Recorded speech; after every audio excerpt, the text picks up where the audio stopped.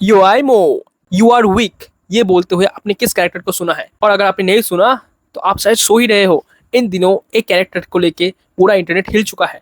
अब इन दिनों बोलना भूल होगा, बहुत दिनों से ये हिला हुआ है। जिसका नाम है गोजो, जहां आपको बच्चे बच्चे के मुंह में सुनने को मिल जाएगा कि गोजो ज्यादा ताकतवर है या फिर सुकुना। खैर, ये जो तूफान आया है ये ऐसे ही नहीं आया है, क्योंकि डेफिनेटली जुजुत्सु काइसन एक काफी अच्छा एनीमे है। और दोस्तों, क्या हाल चाल? इस वीडियो में मैं जुजुत्सु काइसन सीजन 1 को लेकर बात करने वाला हूँ, जहाँ ये सीरीज काफी पहले आ चुकी थी और मैंने थोड़ा देख भी रखा था। लेकिन जब ये सीरीज मैं देख रहा था तब मेरे दिमाग में नारुतो का कीड़ा चल ही रहा था, जहां मैं उस चीज से उभर ही नहीं पा रहा था। तो मैं उसे इस चीज से कंपेयर करने लग जा रहा था। पता नहीं मेरा दिमाग क्यों जुजुत्सु काइसन के कैरेक्टर्स के अंदर नारुतो के कैरेक्टर्स को देख रहा था, इसीलिए मैंने इसे देखते देखते छोड़ दिया था। अब जुजुत्सु काइसन के फैंस गुस्सा मत हो जाना, लेकिन उसके बाद मैंने इसे कंटिन्यू भी किया था। जैसे जैसे सीरीज आगे बढ़ता रहा तो इसके ऊपर मेरा इंटरेस्ट आने लग गया। जहां पर्टिकुलरली अगर बात करूं तो इसके जो फाइट सीक्वेंस है वो काफी अच्छे हैं, जहां मैं यूजी इतादोरी का तारीफ करना चाहूंगा, क्योंकि उसके स्टाइल को सीरीज में जिस तरीके से प्रेजेंट किया है वो काफी शानदार था। और फिर क्या, फिर दोनों स्कूल के फाइट देखते हुए मुझे माय हीरो एकेडमी की याद आ गई। खैर, इन्हीं सारी चीजों के कारण से मुझे सीजन 1 इतना भाया ही नहीं। लेकिन जब इसका सीजन 2 ड्रॉप हुआ तो सब कुछ बदल गया। अब इस वीडियो में सीजन 2 के बारे में बात होगा। क्या मैंने ऐसा कहा था कि इस वीडियो में सिर्फ सीजन 1 को लेकर बात होगा? जी नहीं, वो शायद मैंने गलती से कह दिया था। लेकिन इस वीडियो में सीजन 2 को लेकर भी बात होगा। तो अब बढ़ते सीजन 2 में। जहाँ इसका सीजन 2 शुरू ही होता है तो मैंने इसे देखना स्टार्ट कर दिया, क्योंकि ये देखना अब अच्छा लग रहा है।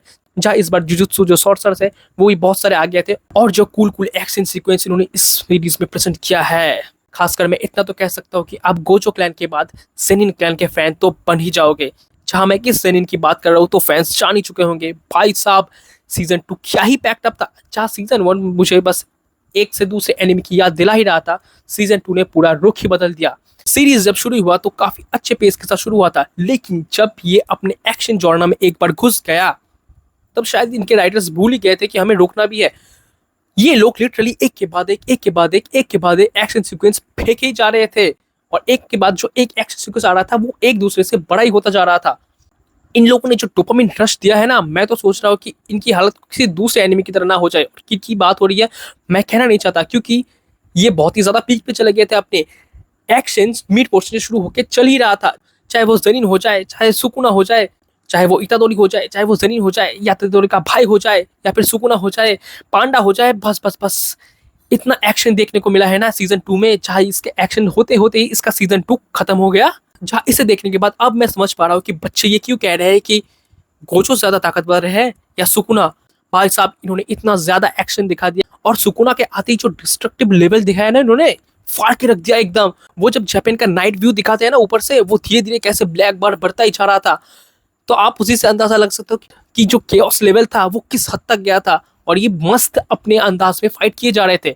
और सीजन में सिर्फ फाइट ही नहीं चल रहा था, इस सीजन में फाइट होते होते हमें कुछ इंटरेस्टिंग चीजें भी देखने को मिल गया। जहां हमें हर कोई अभी इतादोरी का भाई होते हुए दिख रहा था। जो कैरेक्टर ये कह रहा था कि वो इतादोरी का भाई है, उसका पावर आपने देखा है। भाई साहब, वो ब्लड मैनिपुलेशन कर रहा था, और उस ब्लड मैनिपुलेशन की जो टेक्निक उन्होंने दिखाई है, जो एनिमेशन उन्होंने फ्रेम किया है, वो काफी शानदार था यार। इतना कूल कैरेक्टर है वो। मुझे उसका लुक और जो एक्शन का तरीका है वो काफी शानदार लगता है। मापा वाले, प्लीज अगली बार इसे और भी ज्यादा पावरफुल दिखाना। मैं देखना चाहता हूँ कि ये अपने ब्लड लेवल से सबकी फाड़ दे, क्योंकि सच को यार इस कैरेक्टर में पोटेंशियल है। इसे आप एकदम पावरफुल कैरेक्टर के हिसाब से प्रेजेंट कर सकते हो। और इस सीजन में आपको मेकामारू को लेकर दुख लगेगा, क्योंकि वो इस सीजन में चल बसा। क्या मैंने स्पॉइलर दे दिया? हाँ, ये सीजन आप लोग देख ही चुके होंगे।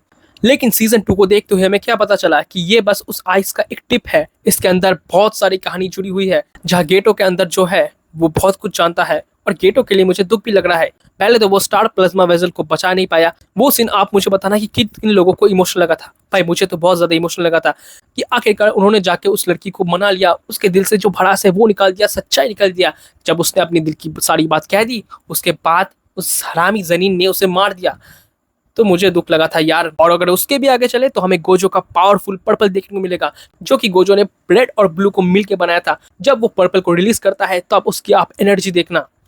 खैर, सीजन 2 काफी ज्यादा एक्शन से भरा हुआ है, लेकिन अभी कल गेम शुरू होने वाला है और जो यूजी इतादोरी उसका भाई और गेटो के अंदर जो कुछ भी है, जब उसका पास जानने को मिलेगा तब शायद हमें शॉक लग सकता है, क्योंकि वो सेटअप भी ऐसे कर रहे हैं और हो ना हो ये सभी किसी न किसी तरीके से कनेक्टेड है, इसीलिए यूजी इतादोरी के पास इतना ज्यादा पावर है। दैट्स इट गाइस, अगर आपने जुजुत्सु काइसन अभी तक नहीं देखा है तो इसे जरूर देख लेना। और एक बात मैं छूट रहा हूँ कि जुजुत्सु काइसन का एक मूवी आया है, उसे लेके अलग वीडियो बनाएंगे, इसमें बस सीजन 1 और सीजन 2 को ही रखते हैं।